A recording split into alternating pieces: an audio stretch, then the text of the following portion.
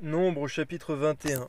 Le roi Arad, cananéen, qui habitait le Midi, apprit qu'Israël venait par le chemin d'Atarim.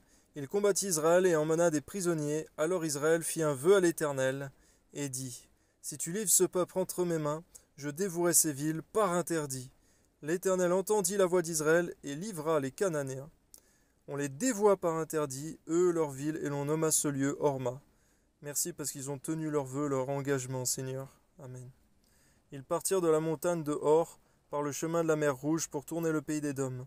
Le peuple s'impatienta en route et parla contre Dieu et contre Moïse. Pourquoi nous avez-vous fait monter hors d'Égypte pour que nous mourions dans le désert? Car il n'y a point de pain et il n'y a point d'eau et notre âme est dégoûtée de cette misérable nourriture. Seigneur, donne-nous de ne jamais appeler misérable nourriture, Seigneur, ce que tu donnes à ton peuple. Amen. Alors l'Éternel envoya contre le peuple des serpents brûlants. Ils mordirent le peuple et il mourut beaucoup de gens en Israël. Le peuple vint à Moïse et dit: Nous avons péché, car nous avons parlé contre l'Éternel et contre toi. Prie l'Éternel afin qu'il éloigne de nous ces serpents. Moïse pria pour le peuple. L'Éternel dit à Moïse: Fais-toi un serpent brûlant et place-le sur une perche.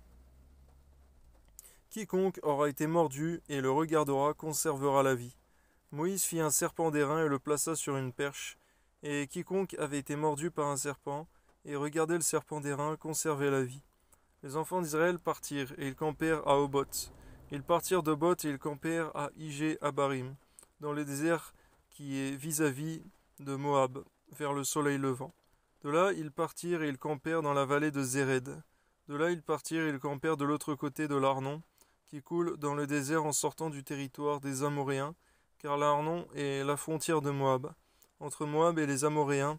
C'est pourquoi il est dit dans le livre des guerres de l'Éternel: Vaeb en Supha, et les torrents de l'Arnon, et le cours des torrents qui s'étend du côté d'Ar, et touche à la frontière de Moab. De là ils allèrent à Béer, c'est ce Béer où l'Éternel dit à Moïse: Rassemble le peuple, et je leur donnerai de l'eau. Alors Israël chanta ce cantique: Monte puis, chantez en son honneur, puis que des princes ont creusé, que les grands du peuple ont creusé, avec le sceptre, avec leur bâton.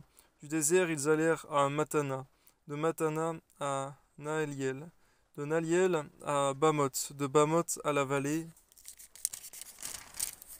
qui est dans le territoire de Moab, au sommet du Pisga, en regard du désert. Israël envoya des messagers à Sion, roi des Amoréens, pour lui dire: Laisse-moi passer par ton pays, nous n'entrerons ni dans les champs, ni dans les vignes, et nous ne boirons pas l'eau des puits. Nous suivrons la route royale, jusqu'à ce que nous ayons franchi ton territoire. Sion n'accorda point à Israël le passage sur son territoire. Il rassembla tout son peuple, et sortit à la rencontre d'Israël dans le désert. Il vint à Jahatz et combattit Israël.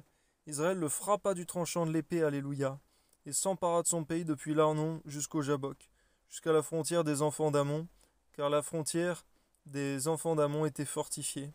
Israël prit toutes les villes et s'établit dans toutes les villes des Amoréens, à Hesbon et dans toutes les villes de son ressort. Car Hesbon était la ville de Sion, roi des Amoréens, qui avait fait la guerre au précédent roi de Moab, et lui avait enlevé tout son pays jusqu'à l'Arnon. C'est pourquoi les poètes disent: Venez à Hesbon, que les villes de Sion soient rebâties et fortifiées. Car il est sorti un feu de Hesbon, une flamme de la ville de Sion. Elle a dévoré Ar Moab, les enfants des hauteurs, les habitants des hauteurs de l'Arnon. Malheur à toi, Moab, tu es perdu, peuple de Kémosh. Il a fait de ces villes des fuyards. Il a livré ses filles captives à Sion, au roi des Amoréens. Nous avons lancé sur eux nos traits, de Hesbon à Dibon, tout est détruit.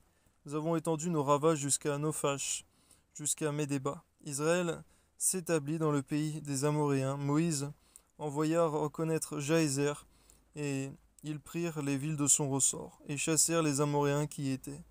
Ils changèrent ensuite de direction, et montèrent par le chemin de Bazan.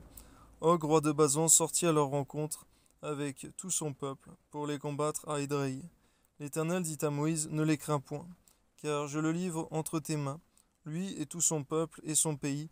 Tu le traiteras comme tu as traité Sion, roi des Amoréens, qui habitait à Hesbon, et ils le bâtirent, lui et ses fils, et tout son peuple, sans en laisser échapper un seul. Et ils s'emparèrent de son pays. Amen.